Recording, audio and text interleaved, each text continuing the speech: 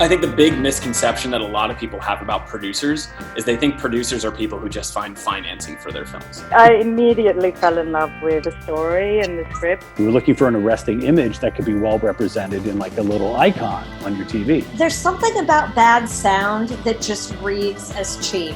This was a case of bend over and lose your filmic virginity, but you'll get a movie made and your name will be on it. Anytime there's like that amount of money, there's going to be lawsuits. There's nothing more important than the safety and the health of everyone who's working on a production. It was like a passion project. They said, we want your movie. It was a bidding war. It was a major bidding war. You can't buy that kind of publicity. Thank you for tuning in to Producerville. In episode 9, we are talking with Mike Nichols, who is a really good friend of mine. I've known Mike for years, and he made a movie called Breadcrumbs that came out 2011. It took him a couple years to make it, and I think you guys are going to really love this interview because Mike faced a lot of challenges that as a aspiring producer you want to hear of the reality. You know, a lot of our interviewees are talking about getting their films in Sundance and all that. Well, Mike made a good movie and had a lot of challenges. And so this interview is a little more jarring. It's more sobering for producers if you're listening. So Mike is going to be opening up and giving you the reality for what it was like to film a movie, especially on 35 millimeter, which is super rare. I don't know if you think a lot of people do that anymore.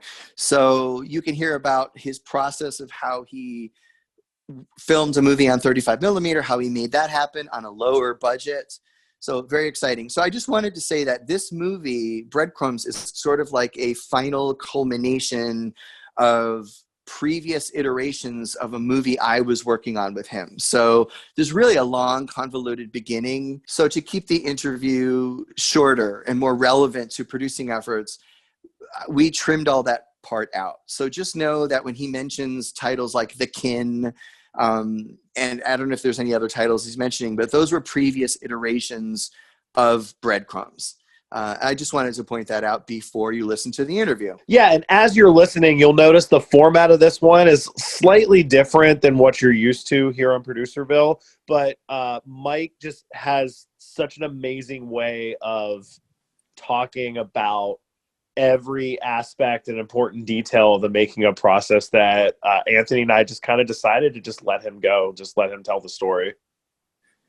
Yeah, we're kind of jumping around all over the place, but it was just the best way to hear this particular story. So, okay, you're about to hear an interview with a good friend, but also a producer that pulled out all the stops, didn't give up, faced adversity and challenges that are mind-boggling.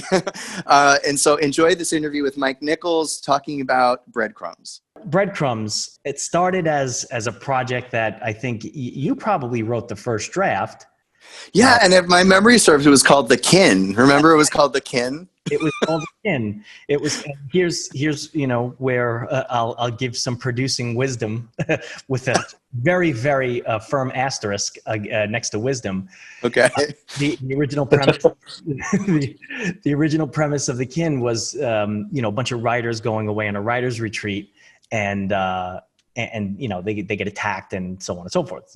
Typical horror movie formula. In my infinite producing wisdom, because at the time I had such a diverse IMDb history. I think I had one credit. Right. That was sarcasm. So if you want to add canned laughter, that would be the point where you would add it. I thought, well, as a way of getting this thing sold, what sells best in the horror genre? Horror, scary stuff, special effects and blood. But what's the other magic ingredient in that genre? Boobs. Right. So, right. What I decided was that maybe The Kin would be better served as a project where instead of being writers, which, is boring. It's boring. Yeah. Porn is a lot more exciting. It's like exactly. I totally agree. I remember the day you told me that. And I was like, actually, that's kind of interesting, and I don't really know where the writer thing came from. I think in my head, it was like a bunch of people at a house, and I wanted them to be like these intellects and smart people or so. I don't know. That's what was like in my head, and not that all writers are smart or whatever, but a porn shoot is just so much more fitting, I think. So I liked that you did that. I thought that was a big thumbs up. Yeah, but in retrospect, there is something to be said. Now that we're all sophisticated cinephiles, there is something to be said for making a film about a bunch of intellectuals who are banding together, and they're still outsmarted and outmaneuvered by two kids. Just sure. Hindsight. From a producing perspective, was the pornography plot something that you thought might be problematic? Did you have any concern about distribution early on by setting the story among a bunch of pornography actors? One of the challenges that you have in this genre and this budget level of this genre is how you got to do things that distinguish the film from the just glut of other films that are in this budget range that are made. And it's even more so now with the line of demarcation between being able to make a film and not. We did this in 2008, 2009, when it was just sort of turning into a thing. Filmmaking was just turning into a thing that was accessible to anybody. But at the time, it was still, to do something of quality or of to be distinguished, it had to have something about it. And, for me, the two angles of sort of setting it apart between everything else that was out there was obviously, I know we weren't going to have mounds and mounds of full frontal. It was going to be done in a way that was sort of tongue in cheek. And the idea was that, we'll get the boobs in, we'll get the nudity in, but we'll do it in a way where it's not just in your face. And I knew because I knew that would be problematic. Yeah. It was going to be hard to get, at that price budget level and salary, wages. It was going to be hard to get somebody to just, walk around butt naked for 90 minutes. So I knew it had to be done in a way where, we can cheat it, imply and show just enough that we can get away with it not being a problem, but still being enough. The other thing about, as far as the film that I wanted to have it be, distinguished from the rest of the pack was that we shot on 35 millimeter film, which, right. I will say this, the reviews haven't been terribly kind, but they haven't been all awful. And, right. For a first film that is, was essentially my college thesis film. I didn't go to NYU or Columbia or SVA, which are all great universities. I didn't, I went to a community college that had a film program. So I didn't have that prestigious, let's make a film that, is $250,000 college thesis. This was essentially mine. And I got on Netflix, Hulu, Amazon, VOD, SVOD, had played on cable at 3 a.m. So it got a run. It's in the bargain bin, DVD, Blu-ray, in every Walmart. So it's out there. And yep. I think a lot of that had to do with the fact that it did look different. It looked cinematic. And that was the one thing that, as a producer and the director, I really, that was my sort of non-negotiable point. It wasn't going to happen if it couldn't be on film. I had to figure out a way to shoestring the budget along to get, 35 millimeter film.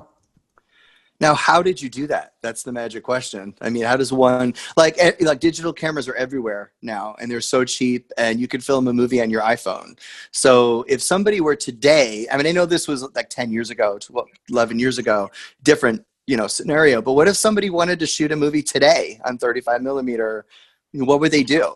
So it's interesting because it's actually probably easier today to do it on 35 and more accessible than it was then. And the reason is because 35 millimeter at the time was 35 millimeter was still king of the cinema. You were still, and that is the case. I mean, up until the last 5 or 6 years, 35 millimeter was still, in 2008, 99% of feature films were shot on 35 millimeter film. So the accessibility of getting, a camera and access to film and processing and negatives and dailies, it was still, you would be encroaching upon the everyday business model of film labs and post houses. So it was, I think it was more challenging then. Now it's almost like a novelty, and you've got people who will give you their 35 millimeter camera package, their Arri, 435, 535, movie they'll just give it to you because they want to keep film alive. So in a sense, it was more challenging then than it is now. But how did we do it? Well, I still find myself asking myself that question today. How far do you want to go back on that? Because there's a story. I knew you when you were making all this. And I remember you saying you were going to shoot it on 35. And like, to me, that just means expensive. Like when I hear 35, I hear expensive. That's what and you did it. And I don't think I ever really got the full story. Yeah, I think we definitely need to get the full story because I think a lot of producers would love to hear that. All right. So I have to disclaimer this and caveat it by saying I don't know if this is good advice. Just take it as advice. So the idea to shoot on film. Okay, how are we going to do it? Well, I obviously went the easy routes first and tried to get packages donated and tried to get rental houses to give me something. And like I said, at the time, 35 millimeter cameras were in demand. They were the ones that were being used on all of the films and all, Super 16 on the low budget films. So what I did was there was a movie, On the Road with Jonah. I have to look that up. But there's a character actor from New York whose name is escaping me, but you know him, you've seen him. He owned a camera package that he bought to make that film. And the camera package it's a Kinor 35C. It's a Russian cinema camera, movie cam knockoff. Very, very temperamental electronics but it worked. And it came with a Russian set of lenses called Lomos. Now, I had hired a DP to shoot this who actually owned a second set of Lomos. And he knew the Kinor well, and he was actually in the market for one himself, but I ended up buying this one. He turned me on to it. He said, there's this guy, he's got this camera, why don't you buy it? I priced the purchase of what this guy was selling the camera for against what a 3-week rental at a rental house would cost for, obviously a better camera, but with lenses. And it was still more, but not as, it wasn't, it made sense to buy it because then I had it in the back of my mind that I could monetize the camera at a later point. Okay. So I bought the camera and, I'll tell you, I spent $12,000 on the camera package and the lenses, which felt like a bargain at the time. I think right. I think the rental rates were about $2,500 a week. So $12,000 to buy versus $7,500 to rent. It seemed like the right thing to do. So, fast forward to $5,000 later in repairs, because after the first few days of shooting, it just, wasn't cooperating. The cold weather wasn't helping. We shot April into May in the Hamptons at night mostly. So it was, the weather still wasn't on our side yet. But having the film camera purchased and hours and the lenses and a second set of lenses from the DP, who also during the first week of shooting found another one and he bought it. So we had 2 cameras essentially for the price of one. Wow. It just worked out so that I figured, let's just own the camera. I could do something with it afterwards. You talked about $12,000. Was that your money, or did you finance this, or did you raise money from investors? How did you handle raising all the money to make the movie? Oh boy, the $1 million question, or in my case, the $180,000 question. Oh my God. So my plan was to make this movie for $100,000. I had experience in commercials. My bread and butter at that time was producing commercials. I had a friend, Brian was his name, and I had met Brian at the Cannes Film Festival in 2004, and he was. He's an orthopedic surgeon, and he was the kind of guy that as a filmmaker you hear about, and your jaw drops to the ground.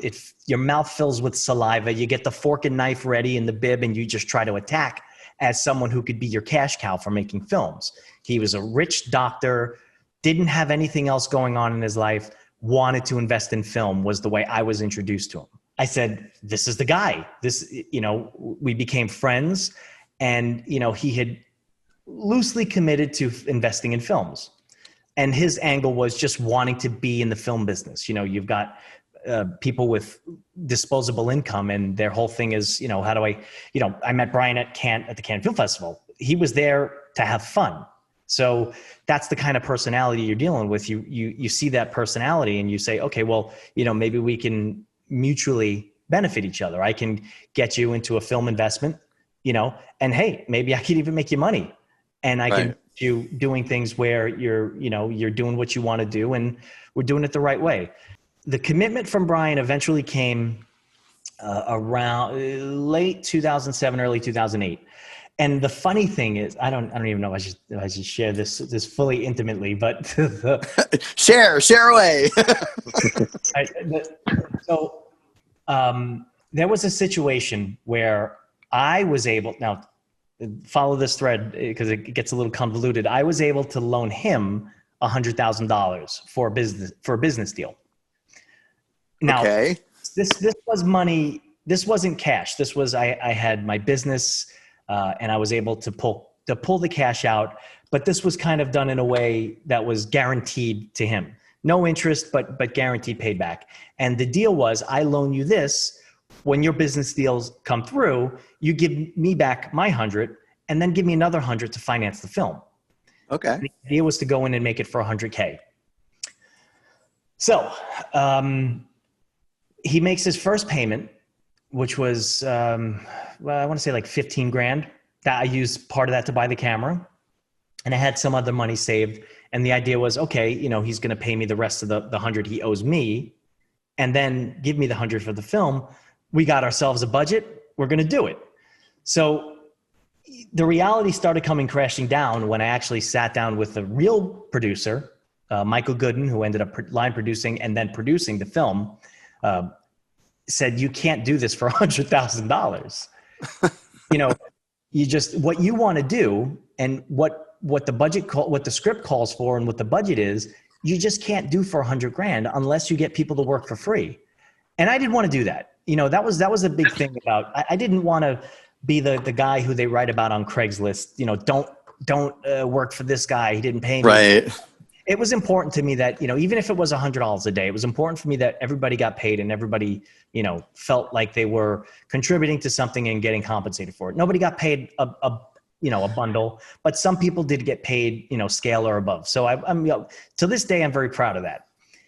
So what had happened was Brian gave me the first payment towards the money he owed me. And then I still had my credit from the bank. And I said, well, this is good enough. I had a little window between the company that I was working for closing and me deciding to go back into the looking for a new job.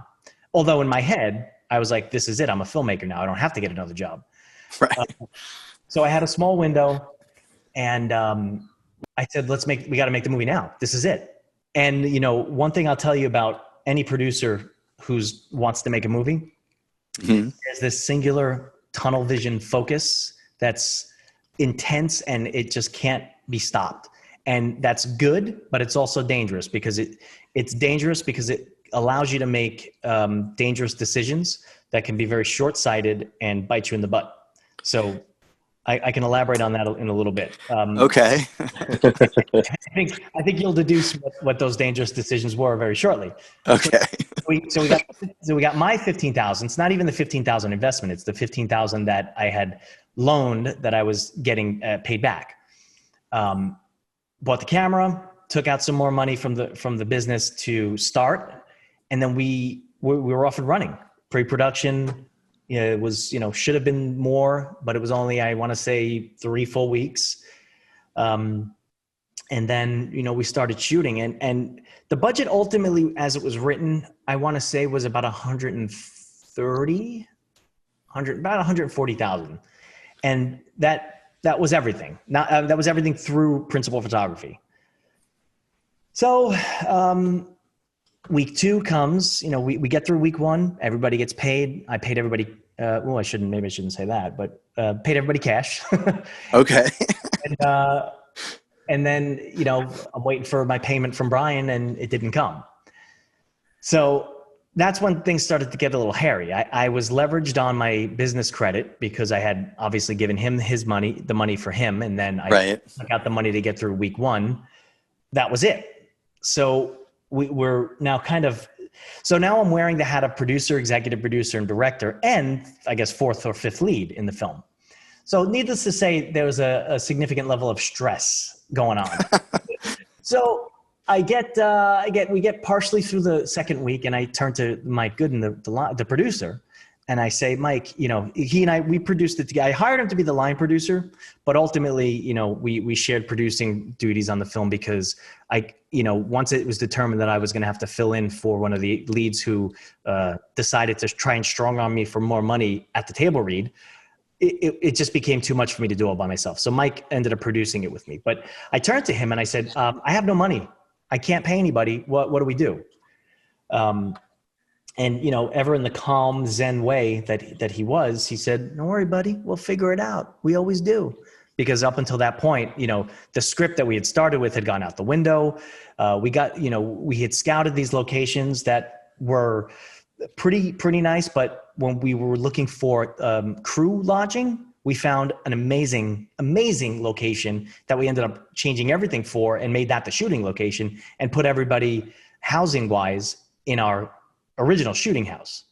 So, that called for a lot of revisions. So that's why things changed on a dime. And it was intense. So we get to week 2 and I'm now panicking because I don't have any way of paying everybody. And, I just don't know what to do. Like I said, my goal was to pay people fairly, but not, I can't now. So it's Thursday. We were shooting Monday. We were shooting Monday through Saturday. So it's Thursday, and typically I was giving people their weeklies on Saturday. I started going to banks, just trying to get credit.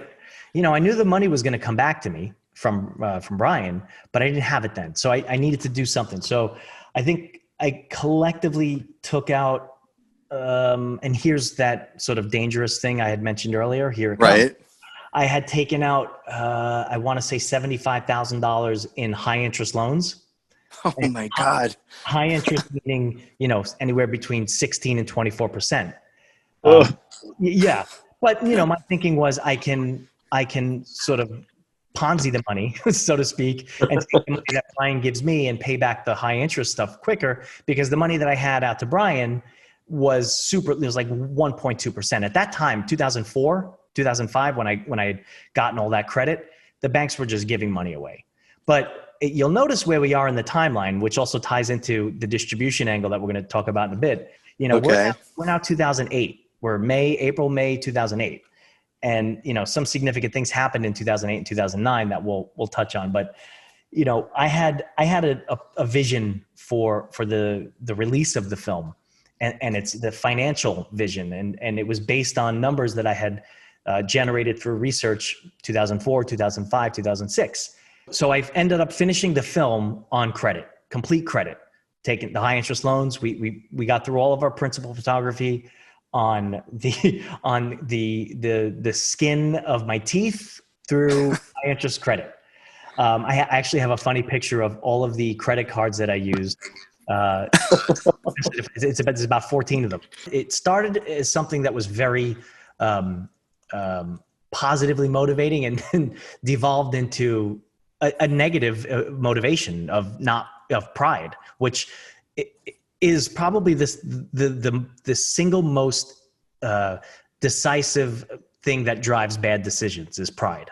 Pride made me walk into banks and take 25% high interest loans, because I would rather have done that and sabotage the next 10 years of my financial existence than go tell people I'm not paying you.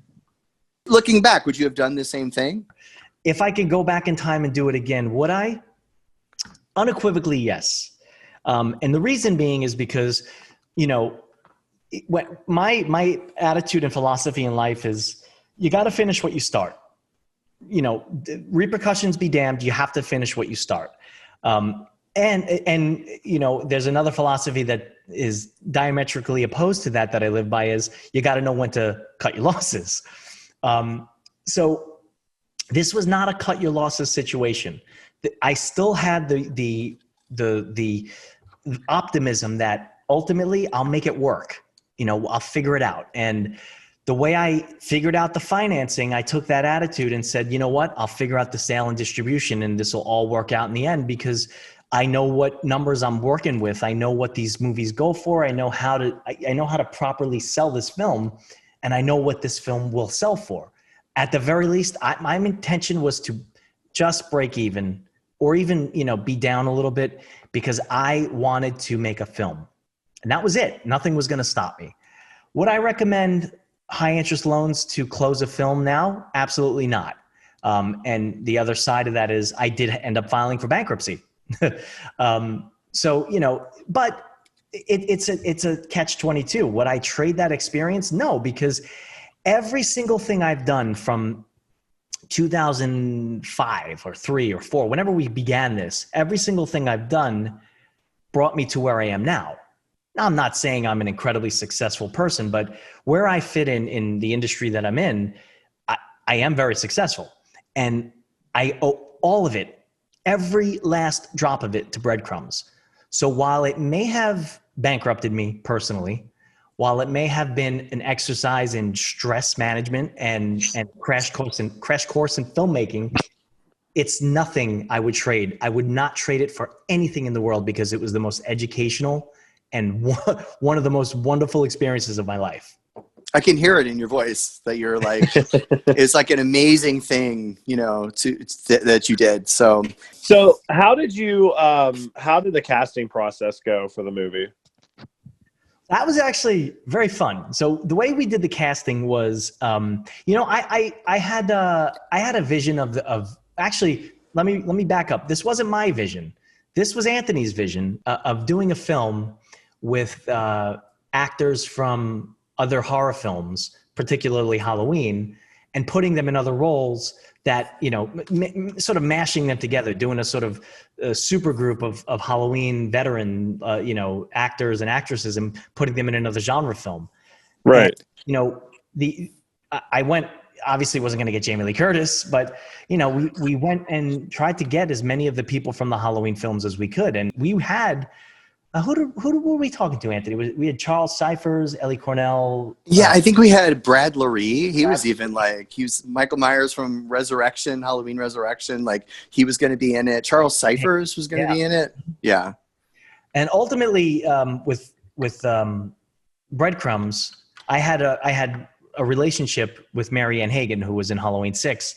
And, we became friends. She actually lived right around the corner from my old office, and we spoke a lot. And I made the lead role in this film her. It was written for her.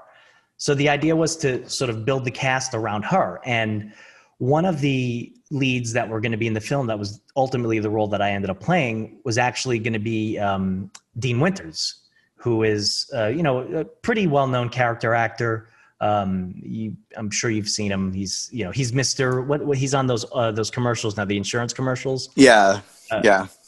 And he ultimately had to bow out because he booked some Law and Order thing. And obviously, my little shoot couldn't compare with that. And he was doing it as a favor to Marianne because they were friends.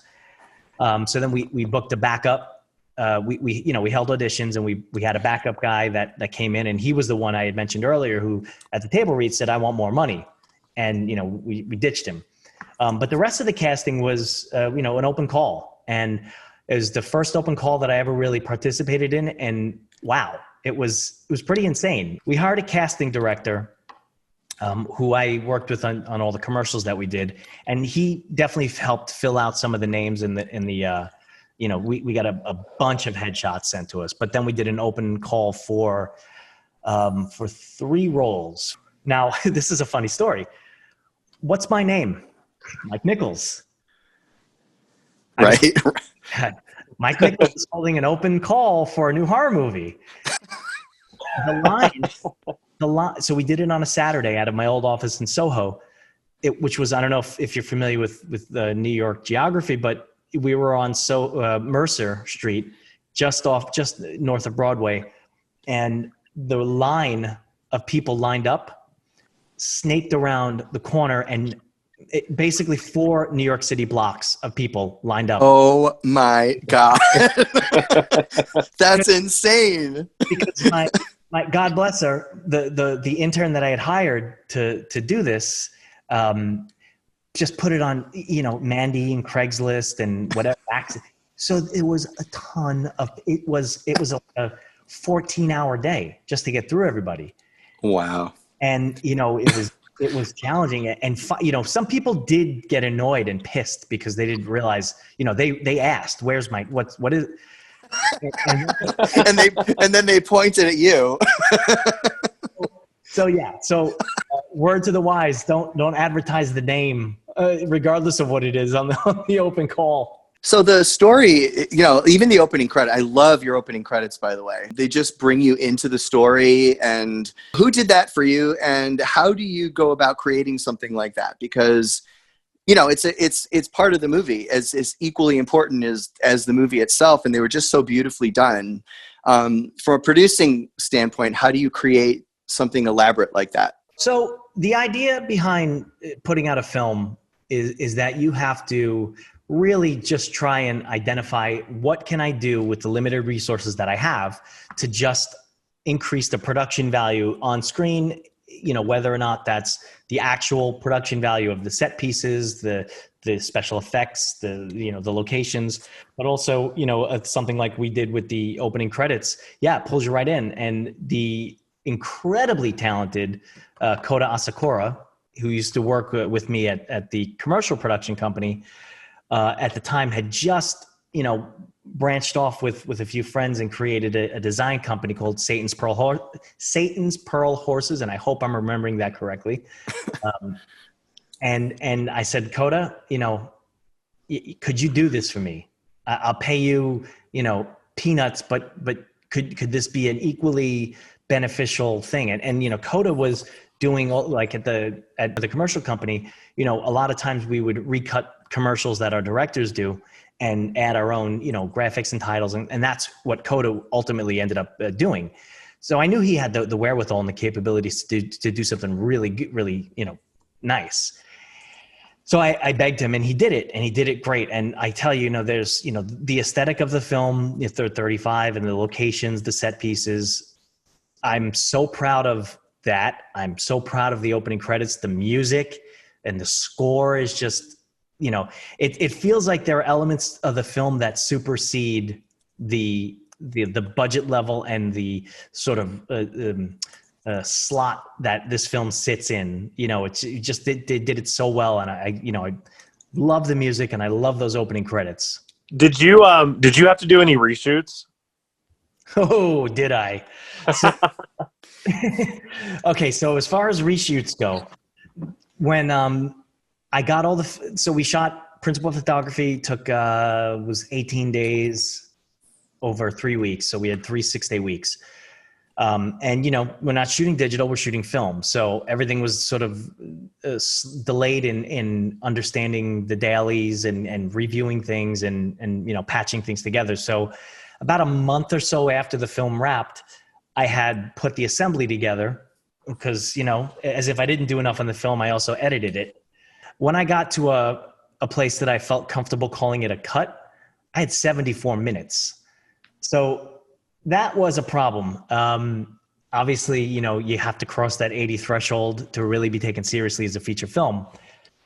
So we went back, I think 3 months later and shot some additional stuff at the location with the woodsman. And I think we redid my death scene. We just added some stuff that I knew, having had an assembly put together. I said, okay, we don't need to rebuild the set. We could just shoot this here and put it in. The great thing about the location is that it was so self-contained and so undisturbed. And a lot of it was just woods. So, I shot some of the reshoots in Staten Island, my backyard. It's just anywhere I can get and this time I was working at a camera rental house. So I had the luxury of equipment not being an issue for me.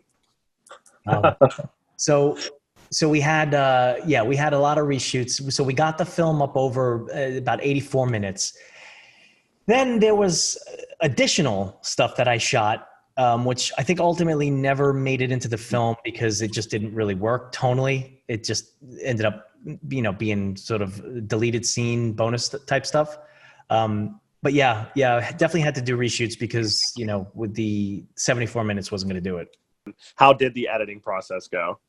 Yeah. So I was, taking on the task of editing 35 millimeter on a desktop in 2008 was pretty daunting.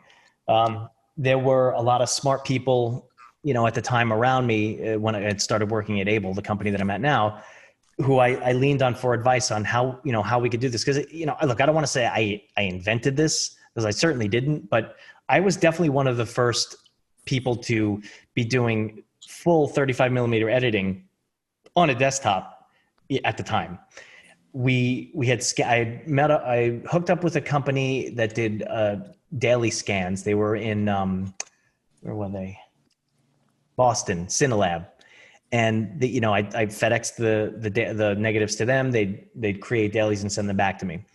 So then what I did was I took those low res dailies, regular standard definition QuickTimes, and I created my edit with a burned in time code. And then I took the edit assembly, and then I told there was a post house in Manhattan, Goldcrest.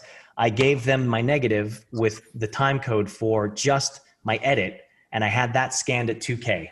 So I had the film scanned properly to 2K, and there were 2K DPX files. And, at the time, working with that was just, you couldn't. You couldn't bring those files into an editing system. You couldn't open them into anything on, that they were just unusable, but they were 2K resolution DPX film scans. They looked fantastic. So I found a guy, Bob Monahan's his name. He had a company called Glue Tools. He created a plugin that will allow you to take those specific files, the film scans, open them up and convert them to, high resolution digital video files.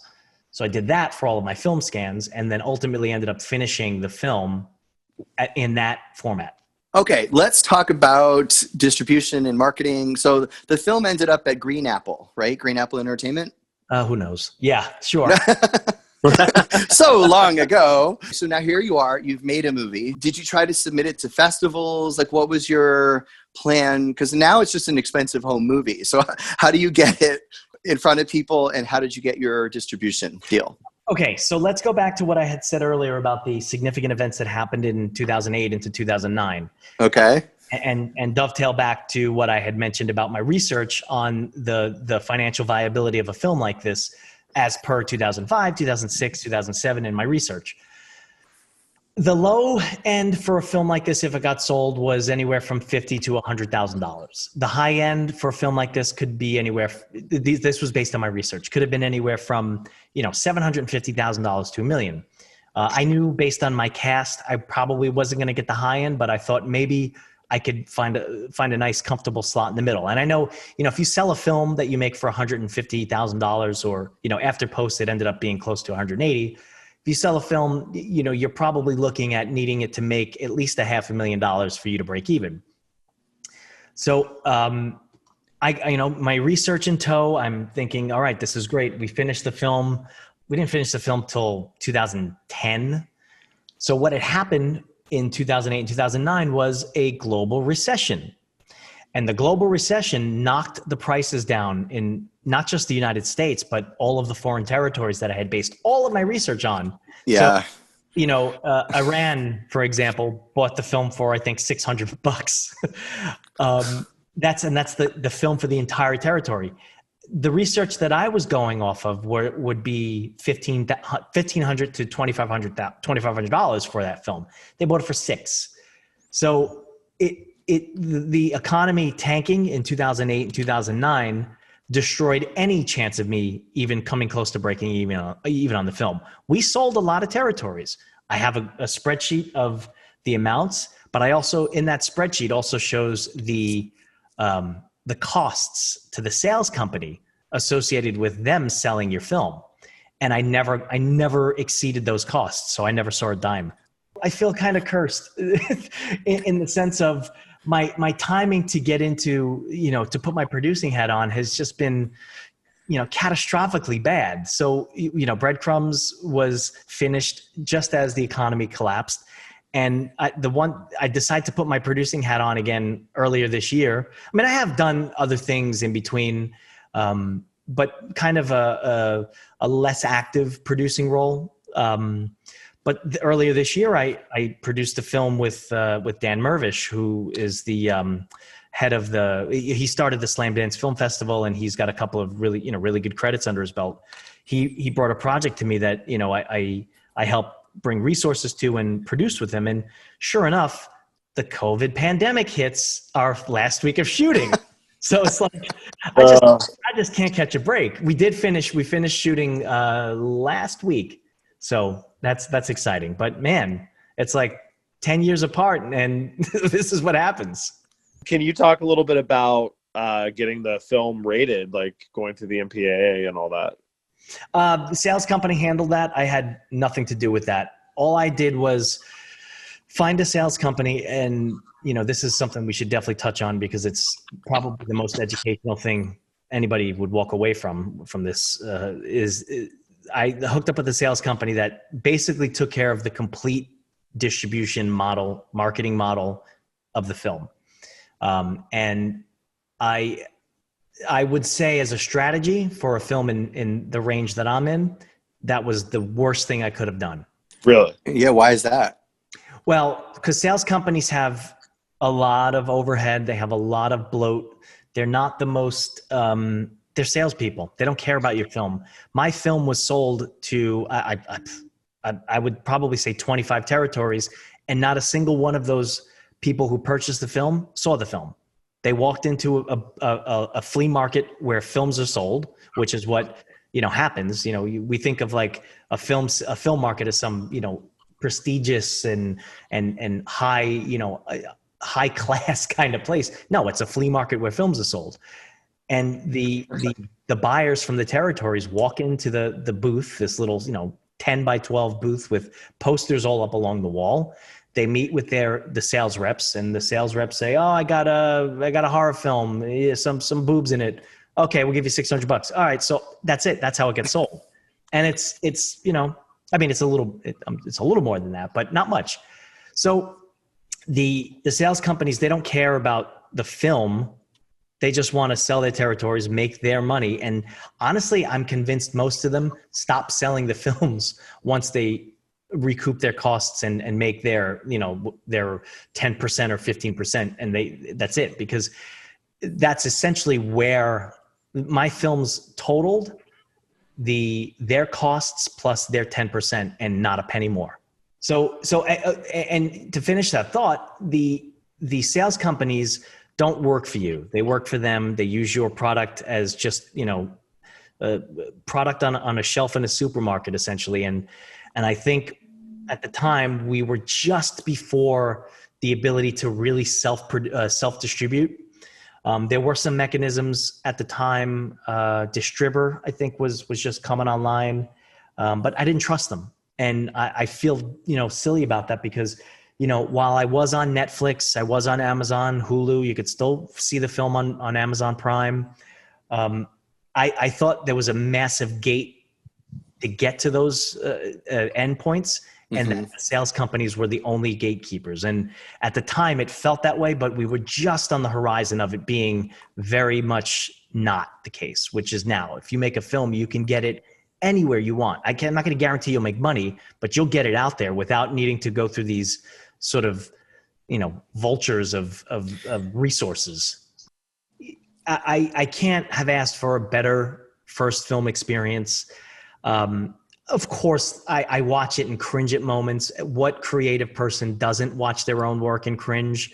But there are things about it that I'm very proud of, and I can hang my hat on and saying, you know what, I did it. I did that. And I know the limitations were purely financial and purely ones that were limited to my limited scope of the craft at the time. I mean, look, I had experience producing commercials, but I tell you what, you've seen Bowfinger. We all have seen Bowfinger, the great Eddie Murphy, Steve Martin film about independent filmmaking. I love that movie. You know, the day laborers he hires to essentially be his crew. Do you remember that? That was me. I mean, I had no concept of how to really create a film in the beginning. I was winging it. I was just putting my fingers and thumbs together, doing that thing where you look through and, I developed a relation. God bless Ian, the DP. Ian Dudley, he knew what he was dealing with, and he was patient, and he taught me, and he helped me understand how to compose a scene, how to actually, what tools to use to achieve what's, kind of rattling around in my head. I did not storyboard a thing. I barely shot list. It was everything you shouldn't do in making a film. And that's because I, did the other thing you shouldn't do, and I wore too many hats. So I was spread too thin. But Ian held my hand. First AD, Sean Rice, held my hand too, kept us on schedule. We never went into overtime. So there were a lot of things about this film, while it wasn't a tremendously successful film, there were a lot of things about it that just went as well as they could have gone and exceeded my expectations on what a first film could be. But all kudos have to go to Ian, because he by the last week of shooting, I was the guys in Bowfinger spinning the slate saying, let's go to the 85 so we can get some, beauty point. I knew what I was talking about by the last week, and it was great. Did you always have the title Breadcrumbs? Let me think. Yeah, for this one, it never changed. I think it was written as Breadcrumbs, and it was released as Breadcrumbs. Yeah, because if you want to get technical, it was initially written as The Kin, and then morphed into Breadcrumbs. So I guess The Kin would be the original title, and Breadcrumbs was what ultimately was released. But when we started filming off the script that Sam and Charlie Black wrote, Sam Freeman and Charlie Black, it was Breadcrumbs. Actually, something's jogging my memory. I remember when you were at the Cannes Film Festival, I remember you called me and you were like, everything has a "the" in front of it. Like like the lodge, the this, the whatever, and you were like, we have to change the title. It can't be The Kin. Does that ring a bell to you? Yeah, well, that is exactly what I was talking about earlier with the film flea market, and I don't know if I got the opportunity when you arrived that fateful year in Cannes. Right. I don't know. Did I get a chance to walk you through the film market? No, I don't think, no, I didn't. I just went out with you and your buddies, and we were on a yacht somewhere. like we were having a blast, but no, I didn't actually go to the festival with you. Yeah. So it's this big conference hall, and all of the film distribution companies, sales companies, set up, their booths that are, sized based on their financial power. So some booths are, 4x4, some are 30x30. And they sell films there. So you had a chance. That's where I would do my research, and I'd talk to people and figure out what the market looks like. And yeah, you get a sense of, walking from booth to booth, and the genre people tend to stay together in terms of you see a fast food place, there's a McDonald's, there's a Burger King, there's a White Castle, there's a Roy Rogers. They're all clustered together. It's the same premise in these film markets. You walk by the row of sales companies selling horror films, and everyone that had "the" in front of the title just jumped out at me, and it was like the this, the that, the that. And I'm like, we got to change the title, because it's got to be, my whole theme with this was it's got to be distinguished from the pack. Yeah, it's got to stand out. So, how important is the title, just in your opinion, not just for, your movie, but how important is the title for a movie? I'd probably say it's the second most important thing in the film. Because it's so much so that titles change in the regions that they play in based on the relevancy of the specific words used in the title. For instance, there's a film out now called The Take. It's with Idris Elba, and it's in France. It's called Bastille Day, because that has more relevance in the French market. So I think it's a heist film. So I think, The Take makes so much sense. A heist film called The Take in the United States makes a lot more sense than Bastille Day, which is the French independence celebration. So I think title is everything. Is Breadcrumbs a stroke of genius? No, I would never go that far and say that it's genius, but it is a title that you think, okay, well, what does that mean? Is it a cooking show? What? So, that's at least what the thought process was with the title. So in other markets, like in Germany and France and Italy and all that, does the title translate into something else in foreign markets? Yeah, I would think that the sales companies and marketing approach would be to sort of capitalize on what breadcrumbs means in English, which is, it's evoking the Hansel and Gretel myth and, the trail of breadcrumbs and the kids alluring the people out. So they probably, I don't know what they were, but I would imagine that they had different titles that were relatively, that evoked the same sort of thought when you hear it. I'm sure. I don't know what they are, though. Any advice at all for aspiring producers that are trying to maybe do something similar to what you did and kind of just, do the whole shebang, make their own movie? Take advice. I mean, it's a double-edged sword, because you want to be innovative and you want to do something that is never been done before, and you want to be the guy or the girl or the person to create something and execute something that is, buzzworthy and amazing. And at the same time, you have to listen to the people who have done it and are giving you advice, and don't just say, what do they know? I'm better than them. Because I'm not going to lie to you. A lot of how I operated at that time was, I'm smarter and I'm better. I'm going to make it great. And that was dumb. So listen to people giving you advice. Don't try to do too much yourself. And I'm giving the advice that everybody gave me at the time. Don't rush into something. Plan, and then you'll execute it smoothly.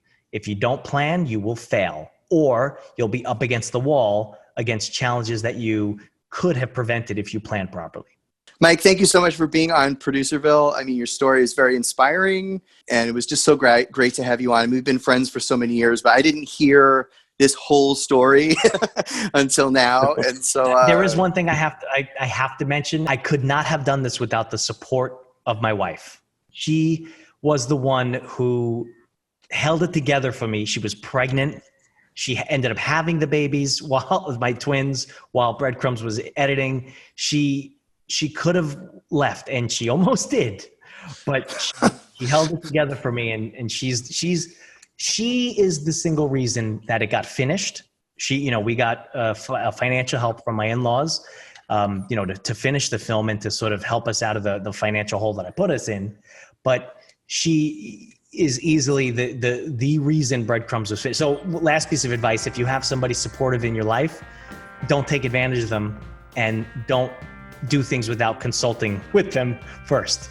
All right, Mike. Well, thank you very much. I hope you had fun. I did. Thank you, guys. I've heard so much about Mike from Anthony for years, and so this was actually my first time talking with Mike and, hearing the story. And, I have to say this was definitely one of my absolute favorite interviews. He gave so much in-depth, what I felt was valuable information. I really loved that his advice to aspiring producers was to take advice from other people while you're producing your movie. Yeah.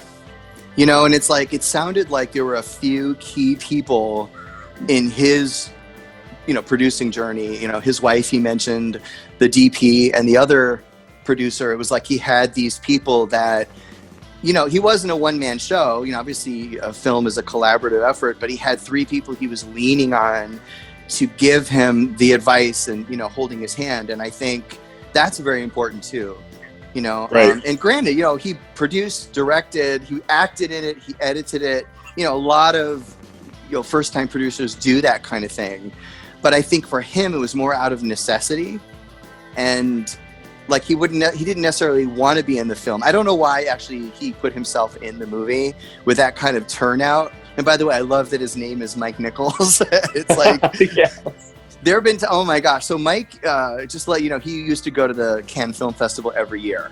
And I can't tell you how many times that he would call me and be like, I dropped the Mike Nichols name and got into this party, because they assumed I was Mike Nichols, So it served him well over the years.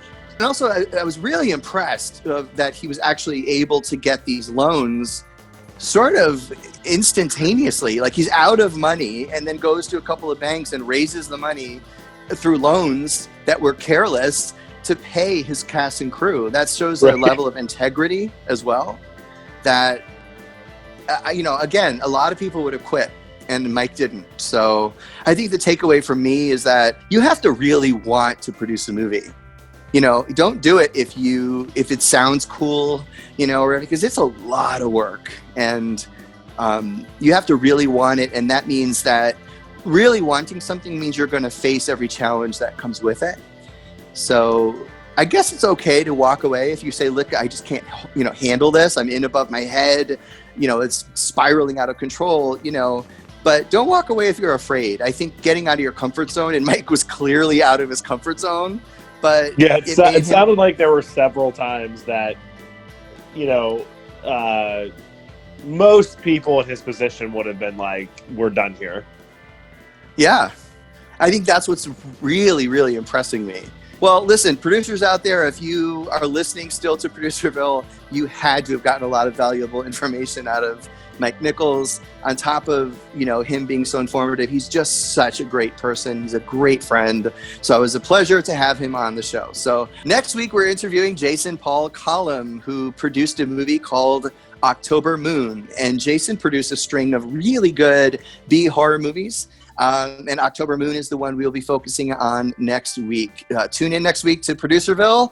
Until then, have a great week.